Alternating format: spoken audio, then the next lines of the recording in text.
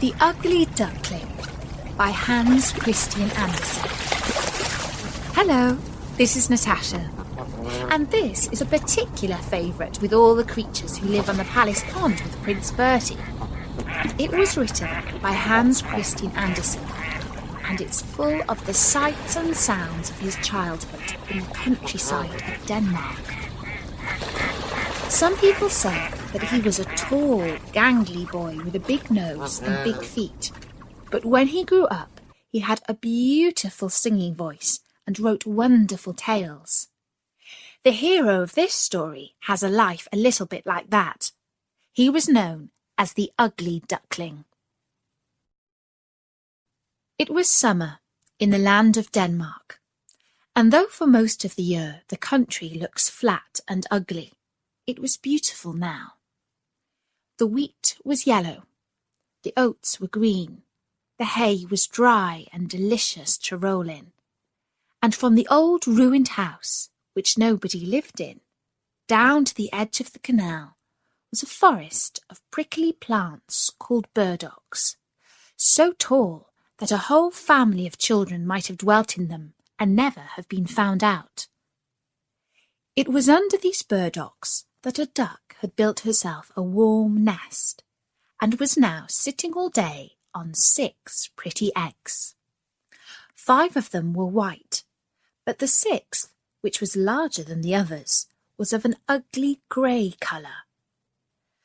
The duck was always puzzled about that egg, and how it came to be so different from the rest. Other birds might have thought that when the duck went down in the morning and evening to the water to stretch her legs in a good swim, some lazy mother might have been on the lookout and popped her egg into the nest. But ducks are not clever at all, and are not quick at counting, so this duck did not worry herself about the matter, but just took care that the big egg should be as warm as the rest. This was the first set of eggs that the duck had ever laid, and to begin with she was very pleased and proud, and laughed at the other mothers who were always neglecting their duties to gossip with each other or to take little extra swims, besides the 2 in the morning and evening that were necessary for health. But at length she grew tired of sitting there all day. "My eggs are taking too long to hatch," she said to herself, and she pined for a little amusement also. Still, she knew that if she left her eggs and the ducklings in them to die, none of her friends would ever speak to her again. So there she stayed, only getting off the eggs several times a day to see if the shells were cracking, which may have been the very reason why they did not crack sooner. She had looked at the eggs at least 150 times, when to her joy she saw a tiny crack on 2 of them, and scrambling back to the nest, she drew the eggs closer together and never moved for the whole of that day. Next morning she was rewarded by noticing cracks in the whole 5 eggs, and by midday 2 little yellow heads were poking out from the shells. This encouraged her so much that after breaking the shells with her beak, so that the little creatures could get free of them, she sat steadily for a whole night upon the nest, and before the sun rose, the 5 white eggs were empty, and 10 pairs of eyes were gazing out upon the green world. Now the duck had been carefully brought up, and did not like dirt, and besides, broken shells are not at all comfortable things to sit or walk upon. So she pushed the rest out over the side, and felt delighted to have some company to talk to, till the big egg hatched.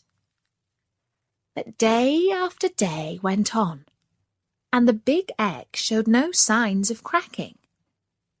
And the duck grew more and more impatient, and began to wish she could ask the advice of her husband, but he was never around when she needed him. "I can't think what is the matter with it," the duck grumbled to her neighbour, who had called in to pay her a visit. "Why, I could have hatched 2 broods in the time that this one has taken." "Let me look at it," said the old neighbour. "Ah, I thought so. It is a turkey's egg.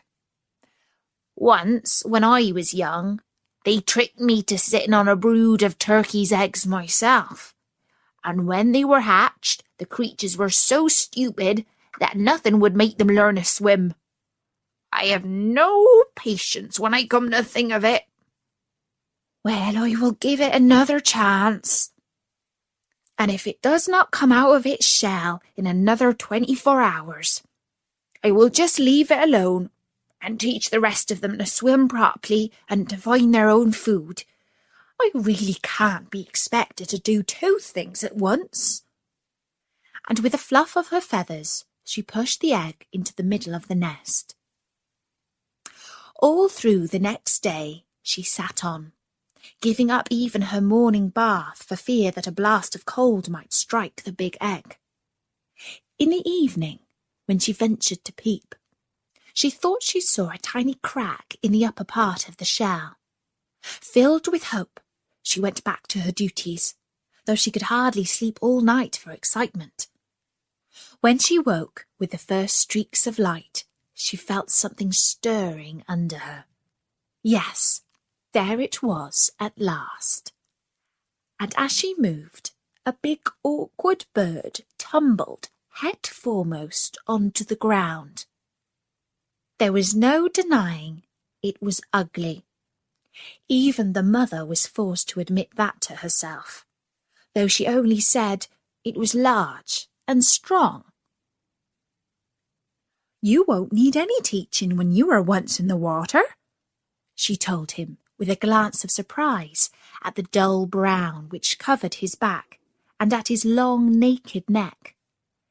And indeed he did not, though he was not half so pretty to look at as the other little yellow balls that followed her. When they returned, they found the old neighbour on the bank, waiting for them to take them into the duck-yard. "No, it is not a young turkey, certainly," whispered she in confidence to the mother. "For though it is lean and skinny, and has no colour to speak of, yet there is something rather distinguished about it, and it holds its head up well." "It is very kind of you to say so," answered the mother, who by this time had some secret doubts of its loveliness. "Of course, when you see it by itself it is all right, though it is different somehow from the others, but one cannot expect all one's children to be beautiful." By this time they had reached the centre of the yard, where a very old duck was sitting, who was treated with great respect by all the birds who lived on the water. "You must go up and bow low before her," whispered the mother to her children, nodding her head in the direction of the old lady, "and keep your legs well apart, as you see me do. No well-bred duckling turns in its toes. It is a sign of common parents." The little ducks tried hard to make their small, fat bodies copy the movements of their mother, and the old lady was quite pleased with them. But the rest of the ducks looked on, feeling annoyed, and one duck in particular said, "Oh dear me, here are ever so many more little ducks. The yard is full already, and did you ever see anything quite as ugly as that great tall creature? He is a disgrace to any brood. I shall go and chase him out." So saying this, she put up her feathers and, running to the big duckling, bit his neck.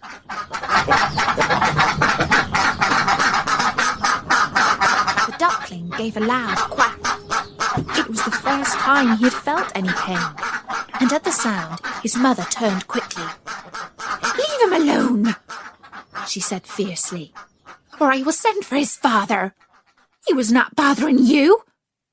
No, but he is ugly and awkward. No one can put up with him, answered the stranger. And though the duckling did not understand the meaning of the words, he felt he was being blamed, and became more uncomfortable still when the old Spanish duck who ruled the yard butted in.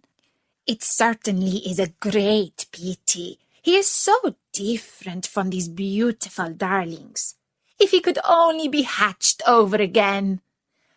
The poor little fellow drooped his head, and did not know where to look, but was comforted when his mother answered, He may not be quite as handsome as the others, but he swims better, and is very strong. I am sure he will make his way in the world as well as anybody. Well, you must feel quite at home here, said the old duck, waddling off. And so they did, all except the duckling, who was snapped at by everyone when they thought his mother was not looking. Even the turkey cockerel, who was so big, never passed him without mocking words. And his brothers and sisters, who would not have noticed any difference unless it had been put into their heads, soon became as rude and as unkind as the rest. At last he could bear it no longer, and one day he fancied he saw signs of his mother turning against him too. So that night, when the ducks and hens were still asleep, he stole away through an open door, and under cover of the burdock leaves scrambled on by the bank of the canal till he reached a wide grassy moor, full of soft marshy places where the reeds grew. Here he lay down, but he was too tired and too frightened to fall asleep, and with the earliest peep of the sun the reeds began to rustle, and he saw that he had blundered into a colony of wild ducks. But as he could not run away, again he stood up and bowed politely. "You are ugly," said the wild ducks, when they had looked him well over. "But, however, it is no business of ours, unless you wish to marry one of our daughters, and that we should not allow." And the duckling answered that he had no idea of marrying anybody, and wanted nothing but to be left alone after his long journey.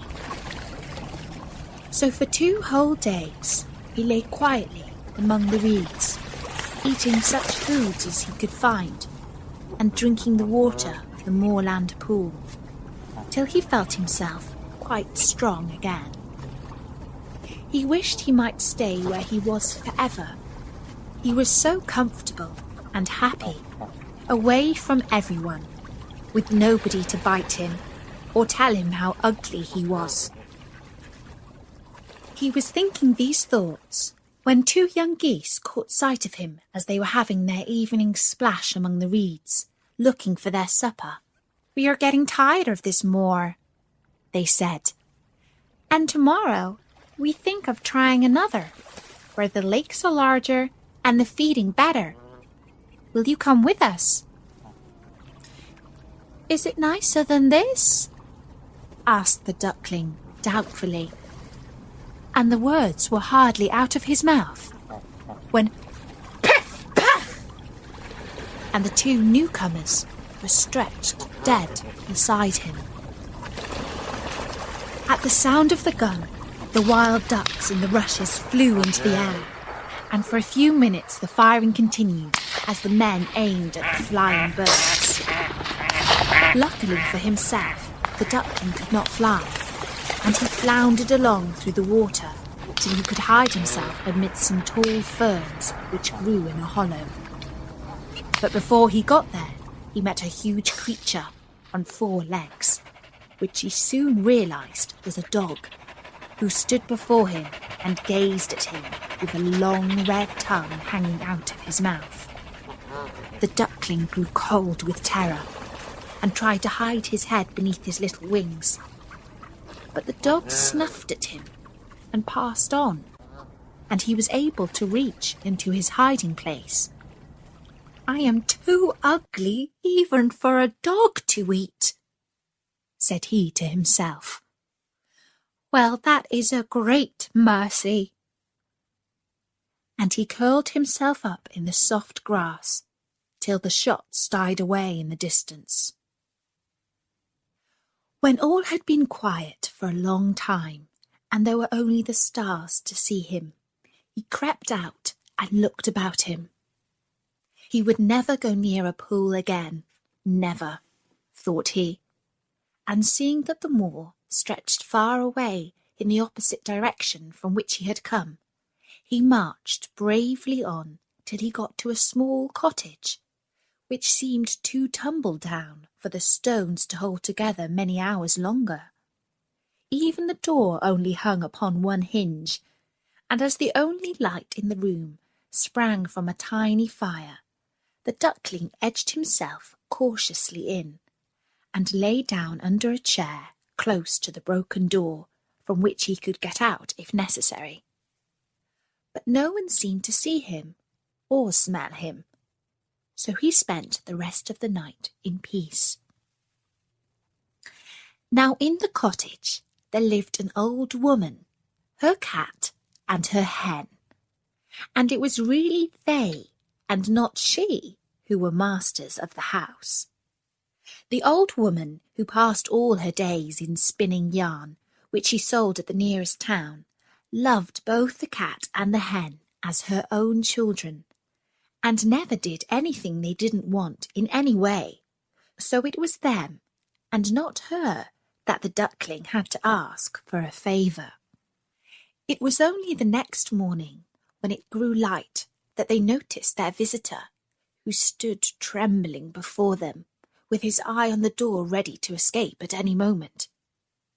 They did not, however, appear very fierce, and the duckling became less afraid as they approached him. "Can you lay eggs?"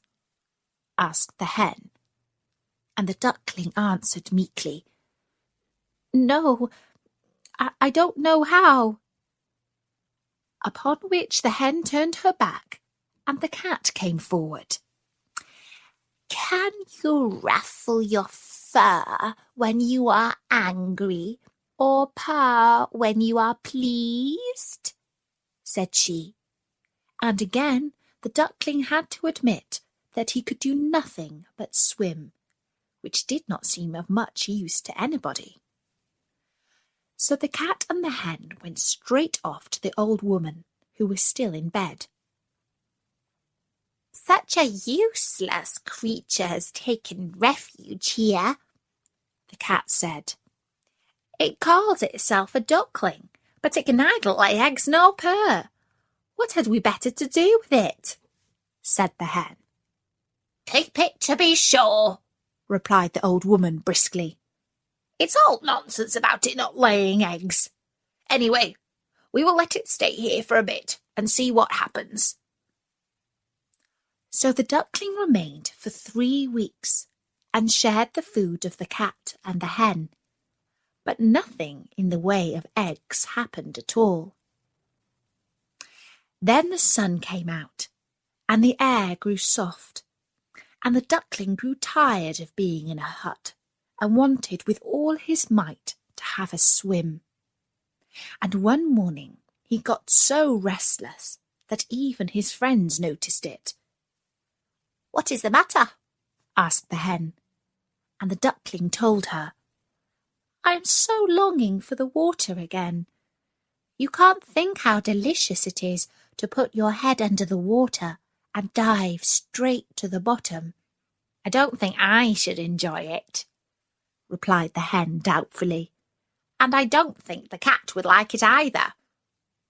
And the cat, when asked, agreed that there was nothing she would hate so much. "I can't stay here any longer.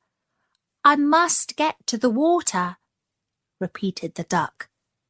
And the cat and the hen, who felt hurt and offended, answered shortly, "Very well, then go." The duckling would have liked to say goodbye and thank them for their kindness, as he was polite by nature, but they had both turned their backs on him. So he went out of the rickety door, feeling rather sad.